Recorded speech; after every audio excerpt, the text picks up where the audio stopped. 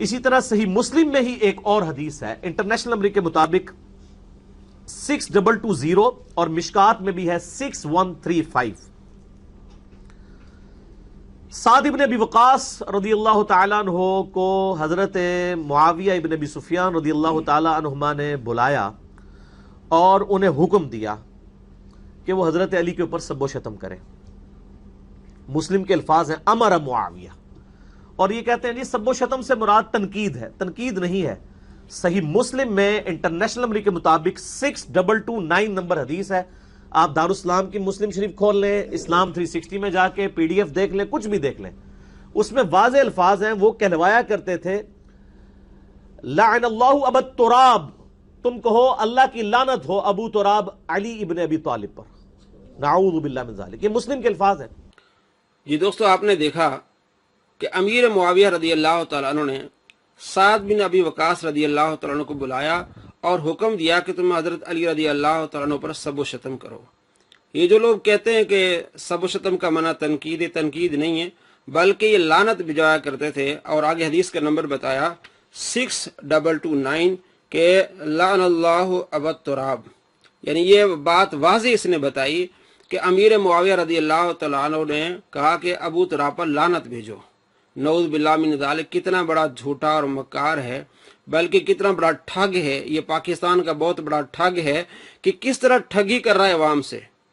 جو حدیث ہے 6220 اس میں صرف اتنا ہے، آپ کے سامنے یہ کتاب آپ کے سامنے ہے۔ امرا معاویہ بن ابی سفیان سعدن، امرا حکم دیا معاویہ بن سفیان نے سعد کو۔ کیا حکم دیا اس کی کوئی وضاحت نہیں ہے، ایسا کوئی لفظ نہیں ہے کہ امیر معاویہ نے کہا کہ ایسا تم علی پر لعنت بھیجو نعوذ باللہ، یا انہیں سب و شتم کرو، بلکہ آگے لفظ کیا ہے فقال، فرمایا، یعنی حکم دیا۔ اب اس کی کوئی وضاحت نے کیا حکم دیا؟ اس میں محدثین کہتے ہیں دور بیٹھے ہوئے تھے، یہاں تو کہا قریب آ جائیں، اور بعض یہ کہتے ہیں امرہ، انہیں امیر مقرر کیا، یہاں امیر بننے کی پیشکش کی۔ امرہ، یہ اہل حدیث کے بہت بڑے عالم وحید الزمان وہ بھی ترجمہ کرتے امرہ کہ آپ نے حکم دیا کہ آپ امیر بنیں، یا امیر بننے پر آپ نے مشاورت کی۔ اور اسی طرح علامہ غلام رسول سعیدی صاحب نے امرہ کا ترجمہ کیا ہے کہ وہ حکم دیا نہیں بلکہ امیر مقرر کیا یا امیر بننے کی پیشکش کی۔ تو اس نے کہا جی یہ حکم دیا امیر معاویہ نے کہ تم حضرت علی پر سب و شتم کرو، نعوذ باللہ۔ ایک لفظ بھی آپ کو نہیں ملے گا۔ دیکھیں امرا حکم دیا، اگر انہی کا معنی مان لیتے ہیں، حکم دیا معاویہ بن ابی سفیان نے سعد کو، کس چیز کا حکم دیا؟ آگے کسی چیز کی وضاحت نہیں ہے۔ تو اپنی طرف سے بات کو ملانا کتنا بڑا جھوٹ ہے۔ آگے فقال، امیر معاویہ فرماتے ما منعک ان تسب ابا تراب، کیا بات ہے، کیا چیز آپ کو منع کرتی ہے کہ آپ ابو تراب پر تنقید نہیں کرتے، تسب تنقید نہیں کرتے، انہیں برا بلا نہیں کہتے؟ تو یہاں امیر معاویہ ان سے پوچھ رہے ہیں، اور امام نووی رحمۃ اللہ علیہ فرماتے ہیں کہ سعد رضی اللہ تعالیٰ عنہ حضرت علی رضی اللہ تعالیٰ عنہ کی پارٹی سے الگ تھلگ رہتے تھے، اس کے باوجود آپ جو فضائل بیان کرتے تھے، تو امیر معاویہ نے ان سے پوچھا کہ آپ ان پر تنقید نہیں کرتے۔ اب جو اگلی حدیث اس نے بیان کی، کتنا بڑا جھوٹا اور مکار ٹھگ ہے پاکستان کا، اس میں کیا ہے؟ استوملا ان سال بن سعد قال، سال بن سعد کہتے ہیں کہ استوملا علی المدینہ رجل من آل مروان، مدینہ میں آل مروان میں سے ایک آدمی حاکم بنا، امیر بنا۔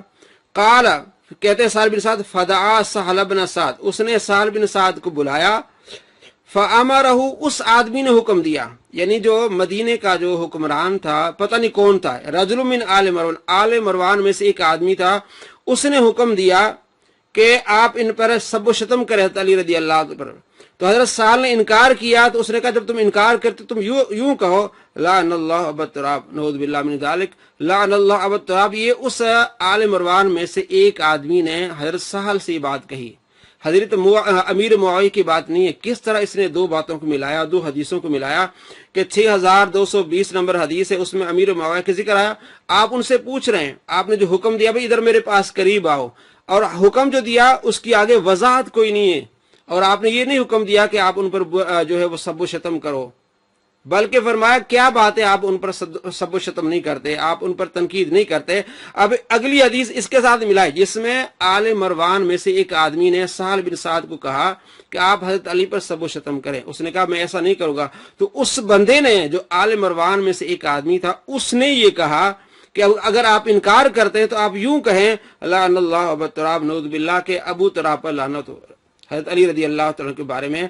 तो इस ठग ने, ये जो पाकिस्तान का बड़ा ठग है, किस तरह हदीसों को मिलाया और अमीर मुआविया की बात बताई। जैसे आपने सुना, उसने कहा कि अमीर मुआविया रज़ी अल्लाह तआला ने हुक्म दिया कि आप अली पर सब शतम करो, आपको एक लफ्ज भी नहीं मिलेगा। और साथ में मिला है कि ये जो लोग कहते हैं कि सब शतम से बुरा तनकीद नहीं, बल्कि ये हुक्म दिया करते थे कि तुम अबू तुराब पर लानत भेजो। और वो जो लानत वाली बात है, नऊज़ बिल्लाह, रजुलुम मिन आले मरवान में से एक हाकिम था या अमीर था, उसने ये बात कही थी।